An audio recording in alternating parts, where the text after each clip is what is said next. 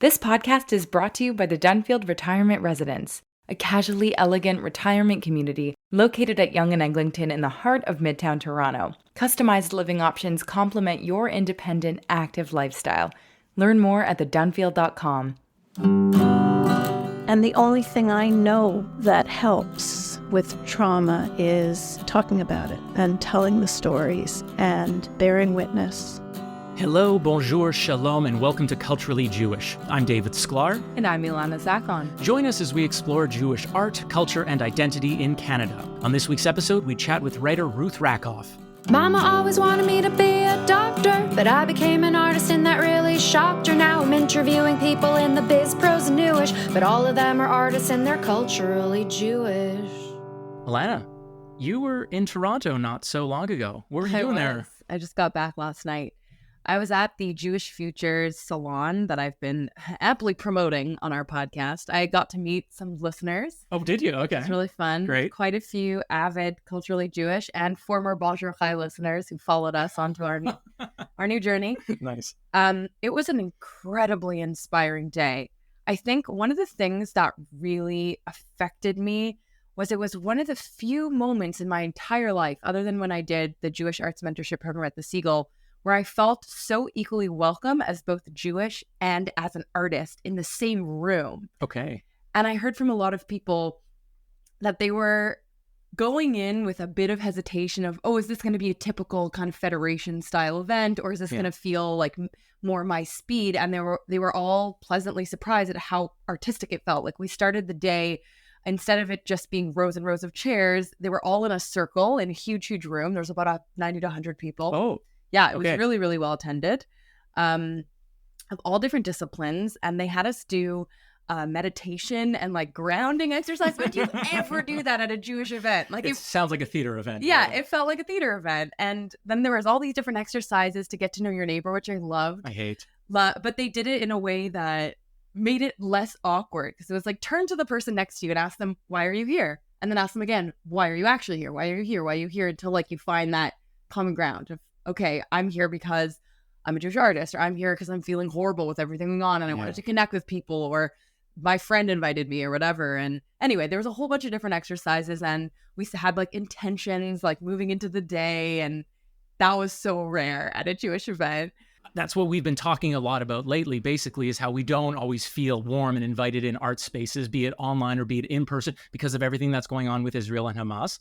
But now you're sort of saying that this was like the first time in several weeks that you've sort of felt really good, really welcome, really where you could share your honest opinions about everything going on, right? I mean, the war did come up a couple of times, but I feel like just being a Jewish artist in general felt really nice. But yes, there was that sense of like, wow, one of the few theater spaces that I feel really comfortable in right now. So the panel that I went to in the morning, as I said, there was a few different options of panels, was hosted by David Kaufman, who came over to me in the earlier in the day and said, hi, Lana, it's so nice to meet you in person. He had a variety of panelists, including a singer who incorporates poetry that she discovered from her ancestors who were in the Holocaust and put it to music. One of the workers from the Holocaust Museum at the JCC Prosserman. And they also had a professor from Concordia University who specializes in like genocide and preservation of memory and all sorts of stuff like that. It was very, very interesting. We had lunch, and then in the afternoon, I hosted my panel, and it was really fun. I didn't even know you were hosting a panel. Okay, okay, what was it about? So mine was called Jewish Infusions, and it was all about how do you bring your Jewish identity into your artwork, even if your artwork is not only meant for Jews. And the panel was really fun, because one of our guests was someone we actually had on the show, Shayna, who made Less Than Kosher. Yes. So we had Shayna, we had an author who wrote a book I happened to read last year, Rachel Matlow, who wrote the book Dead Mom Walking, just totally randomly picked it up at a bookstore. Okay. Dark comedic memoir about their mom who had cancer, but didn't want to get treatment. And so she tried to cure herself with herbs, and it did not work out. So the interesting thing is, even though it's really dark, and we got a lot into this in the conversation, Rachel talks about how they find Judaism incorporates this kind of darkness and this humor, the dark humor that allows you to tackle these dark subjects in a way that is light. There's a lot of heaviness in the book too, but This sounds really cool. I'm actually very disappointed. I didn't make it to Toronto. People asked me where you were. It was awesome. I was death cleaning this week, basically, is what I was doing here in Montreal, is helping my mom clean out basically a lot of the stuff she did not want in the house anymore as we prepare to sort of like remove as much as possible. But that's what I was doing. Yeah. I think I needed to be here maybe next year. 100%. Hopefully they do it again. But it was a really lovely day. There was a lot of great networking. Got to meet some really awesome Jewish artists across many, many mediums. And I feel really inspired. And one of the biggest takeaways that I'll say, and I'll end on that, is the keynote speaker, Kendall Pinkney, who I actually met through when I did the Jam mentorship program last year. He's an amazing writer, Jewish, I don't even know. He does so many things. He's Black. He converted to Judaism. He's a rabbi. He's an artist. He is a part of Reboot, which is like a whole Jewish organization that helps give funding to all sorts of like Oscar winning and Juno winning and all these sorts of stuff, projects for Jewish arts. They're the ones that were behind that Seder that happened in the pandemic with all the famous people. Yeah. So they were the ones who made that happen. And with Jason Alexander. Yeah, exactly. Okay. With all the Jewish famous people. So his whole spiel, which is what gave the name Jewish Futures its name, was all about how do we define Jewish future, which is a really interesting question, because he brought up the point how our peoplehood is so much about the past. Judaism is all about remembering and mourning and this and that and the life cycles and traditions.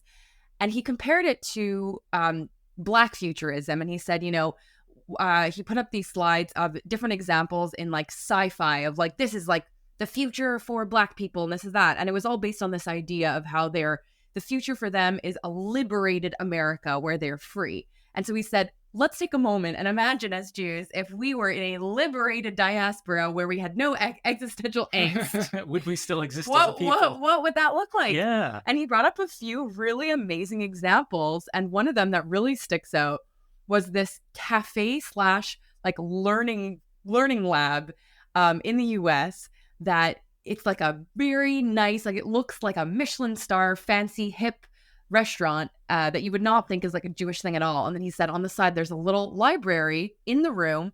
And if you look at it, it's all Jewish books. And what they do, it's almost like a Beit Midrash, but it's a restaurant. So they have people come, and apparently it's packed every single night. They have lectures and they have events and workshops all about Judaism, but it's also just like a hip place that people come to eat with their friends, and they're attracting Jews and non-Jews. And that was an example of what is the Jewish future. Like, how do we move forward and make things innovative with what we have? I've never really thought of it that way, but that does sound super interesting. And I think I'm going to start thinking more about what does Jewish futures really mean, rather than being worried and scared about, oh my God, is this gonna tear down our community? Are we going to be weakened? I'm going to very positive outlook of what a Jewish future can look like. That's fantastic. I really hope to attend next year. L'Shana Haba Toronto, maybe Calgary. We'll see what happens. We'll find out. We're going to head to our interview right now with Ruth Rakoff.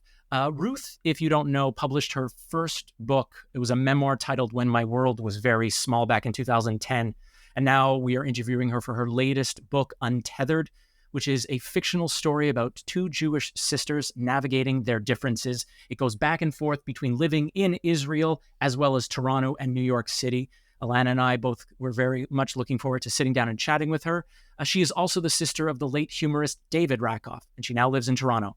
Just note for context that we did this interview several weeks ago, mid-October, when the war between Israel and Hamas broke out. Let's take a listen.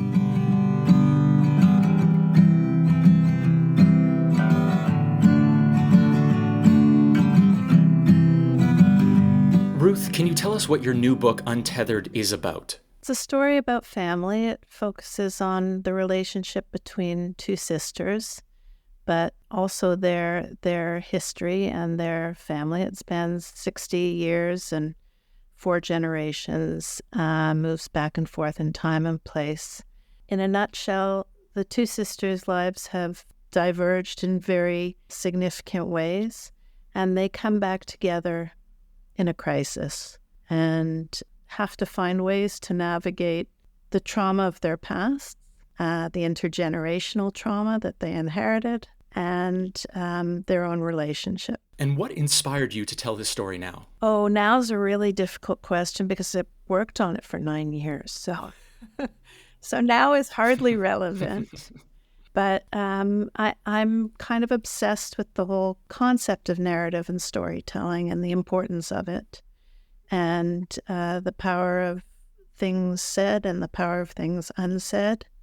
You know, fiction comes from different places, and bits and pieces of my own experiences and other people's experiences are woven into the tapestry that makes up the story. I'd love to go deeper into that. Before we get into the nitty-gritty of the book, would you like to read us a short passage so that our listeners can get a feel for the novel? Sure. I will read you a short passage which I happen to know takes me exactly a minute to read. Great. So the two sisters' names are Petal and Rose. Petal was not being unkind in her assessment of her sister's capacity to upstage. It really was undeniable. From the moment she was born, Rosie had been the unexpected to Petal's grounded. They were two of a very rare type, a fraternal twin known as post-conception gestational twins, conceived through superfetation. It was probably not as rare as documented, because it likely went undiagnosed, if diagnosis was the right term, more often than not. Twins are born. One is significantly bigger than the other. Oh well, these things happen. But in the case of Petal, née Daisy on April 28, 1968, but renamed Petal at about a month old, her twin sister, Rose, was not born until almost 3 weeks after her, on May 17, 1968. Thank you so much. So as you mentioned before, the book heavily deals with the theme of intergenerational trauma. And in the case of the novel, a lot of it has to do with being the descendant of Holocaust survivors, since Petal and Rose their grandparents are survivors, and you see how the mental illness kind of manifests with their mother and into them. If you are open to sharing, what is your relationship to the Holocaust? Are you a descendant of survivors? In a sense, I am, and in other ways, I'm not. My mother's mother, so my grandmother, who I never knew, left Eastern Europe and moved to South Africa, where my parents are from, leaving behind all of her siblings who were presumed slaughtered in the Holocaust. Okay. And all of that carried forward. There is so much detail in the book, and the characters are moving from place to place to place as we're reading. We're in South Africa, we're in Israel, we're in Toronto, we're in New York. So that's why those questions were coming to my mind, because the detail was so specific. Since you never got to know that grandmother of yours, how did you go about doing the research to get the authentic detail, you know, even when it comes to the experiences of living in South Africa or Israel? Can you tell us a bit of your process of bringing those details into all the different characters and places? So I did actually go to Israel to interview people. I was specifically, at the time that I went, I thought I was interested in the period between 1947 and 1957. And so I spoke with a whole bunch of elderly people who told me their stories. Okay. And I was very unprescriptive in the way I conducted the interviews. I just said, you know, what was it like back then? And got incredible story. I mean, I have enough stories for 12 more novels. But when and I didn't know exactly what I was looking for. But when I found people from extremely diverse backgrounds with incredibly diverse experiences about when they came and how they arrived and what they're, you know, some who were born in Israel and some who arrived as refugees from Eastern Europe and others who arrived from Iraq and other Eastern countries. And sometimes the same thing came up in each of their stories. And when the same thing came up more than once, more than twice, I realized that it had to be included somehow.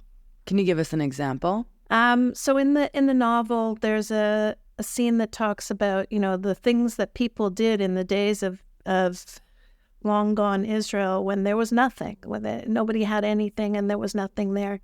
But everybody talked about the ice cream shop.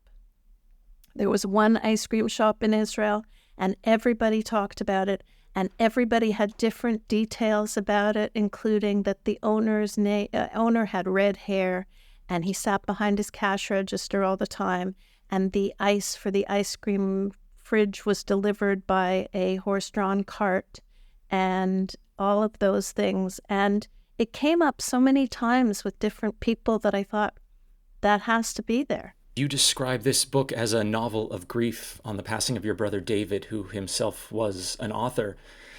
How has that personal experience influenced the writing and possibly the tone of this book? As I say in the novel, grief is a fierce overlord. I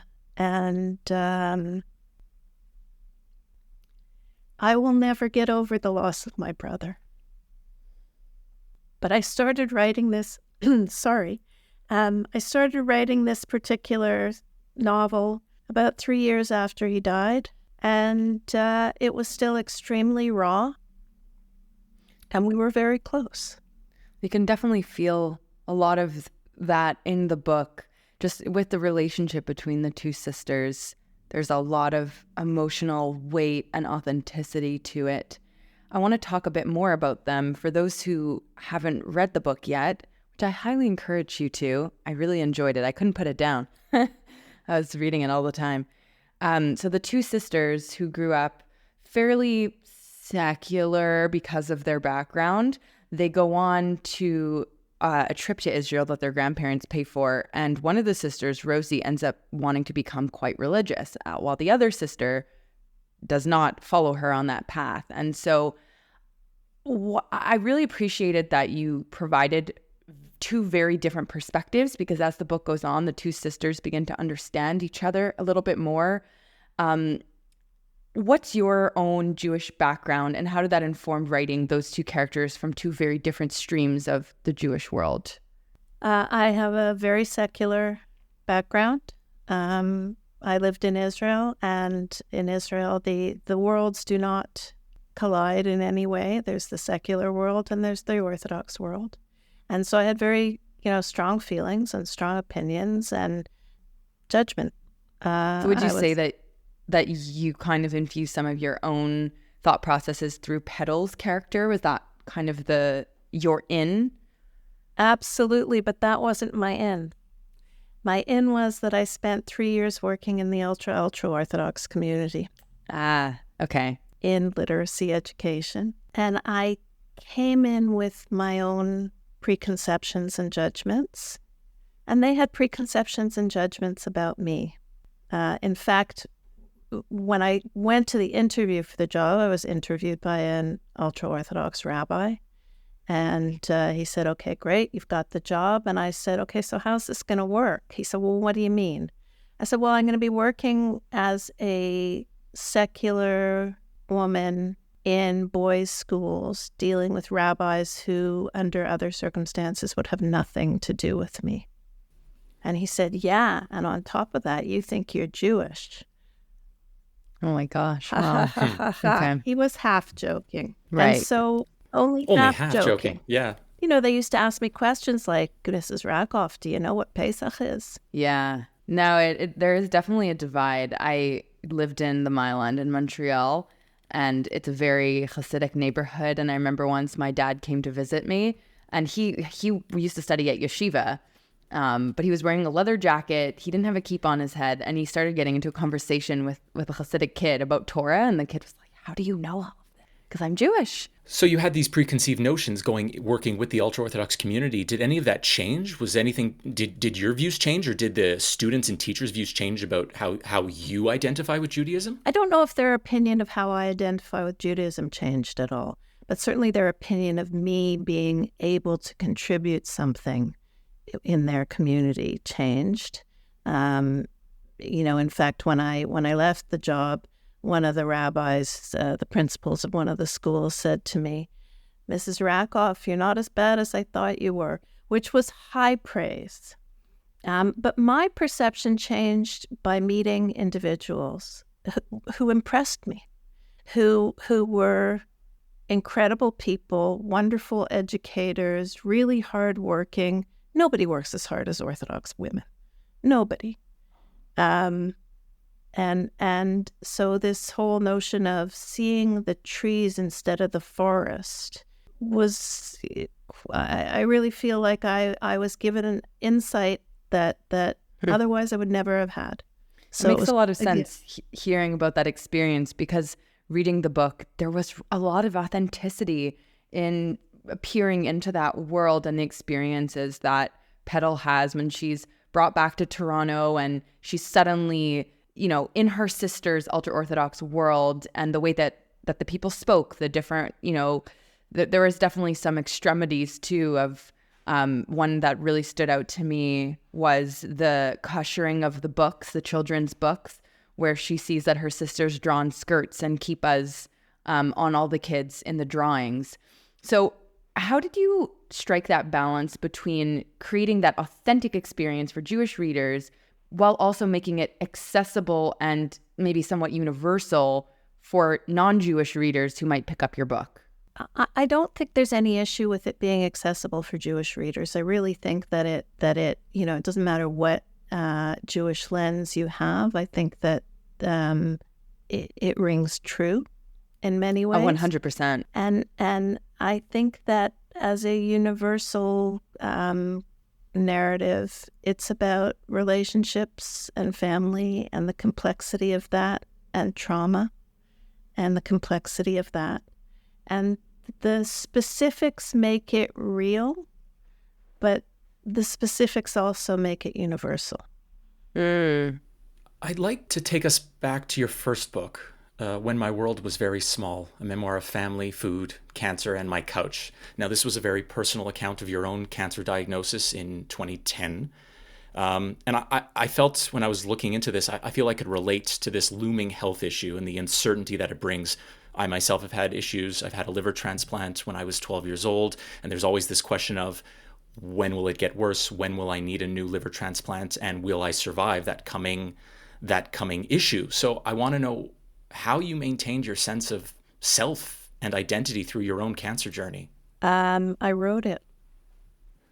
I'm somebody who's always needed to, have a creative outlet. And I've dabbled in all sorts of things, painting and drawing and sculpture. And I loved sculpting. Sculpting was my, I'm home moment when I discovered it. And chemo left me unable to sculpt for a variety of reasons. But I needed to make something. I'm a lousy painter. Because you didn't grow up, I think, planning to be a writer, right? That was something that came later on. Yeah, because I don't think that the medium really matters. I think it's the need to create. And, I come from a family that our sport of choice was words and banter. And I always lost, but my brothers are much, much smarter than I am. And, so the capacity to switch mediums was available to me. And I wrote it. When you said that, I think of my Shabbat family night dinners at home, where it was nothing but banter, discussions of politics, religion, and that's sort of what maybe got me out of my shell, is to listen to all these arguments back and forth and to do the research and then come back with some important facts and to really fight for what you believe in. Yeah. I know resilience is a major theme in your book. What does resilience mean to you? That's a good question. What does it mean to me? Life's really hard. As a parent, you spend a lot of time trying to protect your children, and particularly my generation of parents, where parenting became a verb and it was something you actively did, and to create a world in which your kids would be safe and protected and successful and have self-esteem. And I think we maybe did it wrong, because I think that what we should be teaching our kids is resilience and grit, because life's hard and it doesn't matter how you slice it. Stuff happens. And I mean, this week of all weeks, I can't emphasize that enough. So I just want to state that we are recording right now during about the first week between Israel and Hamas war right now. Right. What would you like people to walk away with from reading Untethered? You do touch on, as we said, so many different really important themes: resilience, intergenerational trauma, family connection. What do you hope ultimately that it gives people as readers? So on a very surface level, I really hope that it's a good read, that people engage with it and they there's nothing better than a book that you kind of get sucked into and don't want to put down. And I, to me, that's the highest praise as a writer, is when somebody says I couldn't put it down. But more to the point, David just mentioned that we're recording this the first week of a horrifying, brutal attack on Israel and the ensuing war. And I can't help but feel that if perhaps there was one generation of Israelis who were not themselves traumatized by war, that no longer exists. And the only thing I know that helps with trauma is talking about it and telling the stories and bearing witness and allowing space for that to be okay.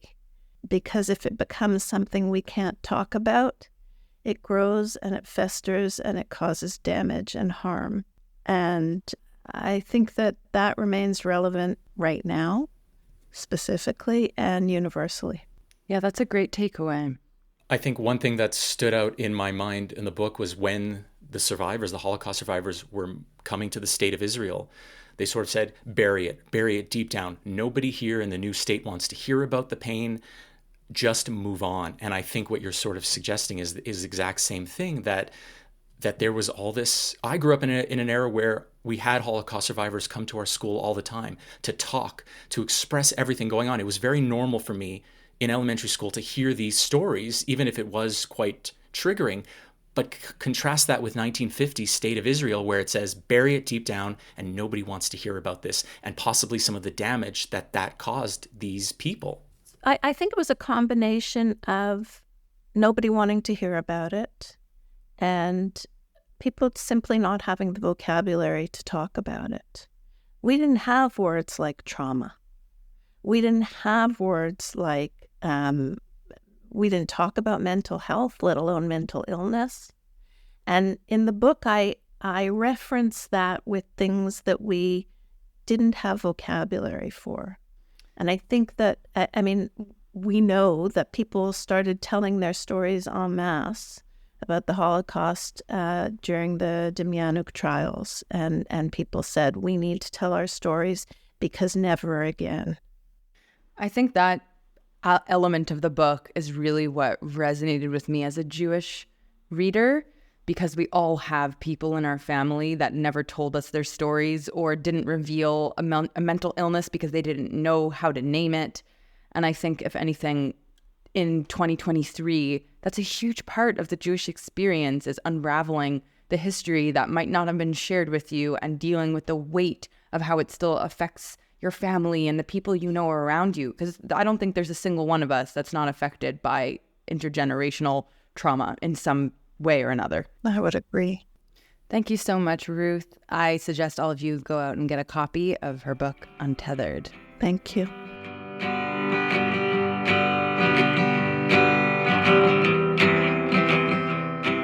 Alana, what's coming up in our world next month? I know Hanukkah is right around the corner. It is. It seems like Hanukkah has taken over all of the arts and culture events. I couldn't find anything that was not Hanukkah related that we haven't already plugged. So the first one that I will give mention to is Lyrics and Latkes, a Hanukkah celebration, which I believe was written and directed by Adina Katz. No. So it's a Dora Wasserman Yiddish theater production. So it's community theater. It's a holiday sing-along. It's going to be happening at the Siegel Center December 10th. Great. Keeping in much line with the Hanukkah extravaganza, J-Tunes Light Up the Night with ABBA revisited, a Hanukkah special. This is taking place on December 9th, 8 p.m. at the Prosserman Jewish Community Center in Toronto. I don't know why ABBA and Hanukkah go hand in hand, but apparently they do. They're going to light the candles, they're going to strike a pose with some dancing queens, and they're going to croon to Honey, Honey.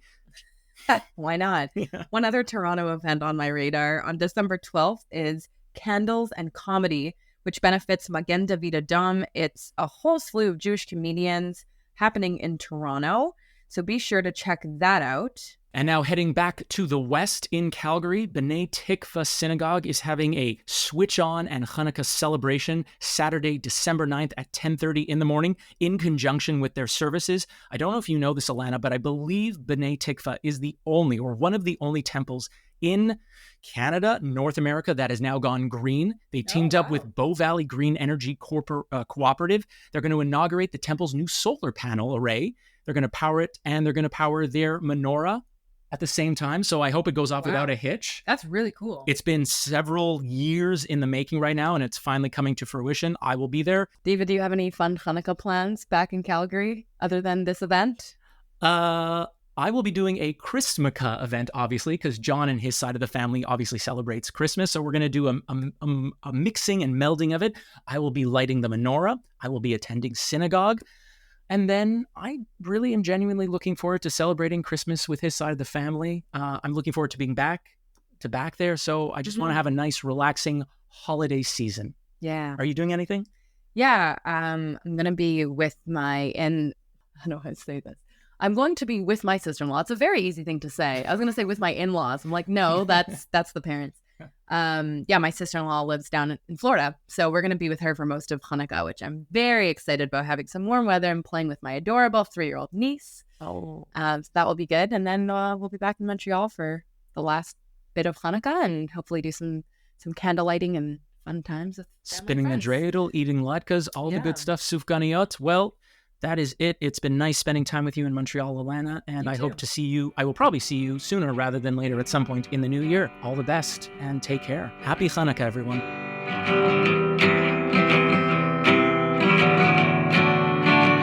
Culturally Jewish is hosted by me, David Sklar, and Ilana Zakon. We're produced and edited by Michael Freeman, and our theme music is by Sarah Siegel-Lazar.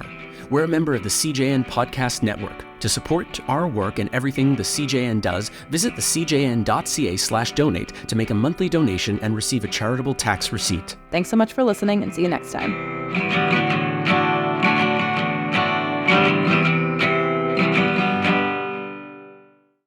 The Dunfield Retirement Residence offers customized living options to complement your independent, active lifestyle. Welcome home. Welcome to the Dunfield. Visit us at thedunfield.com to book a personal tour.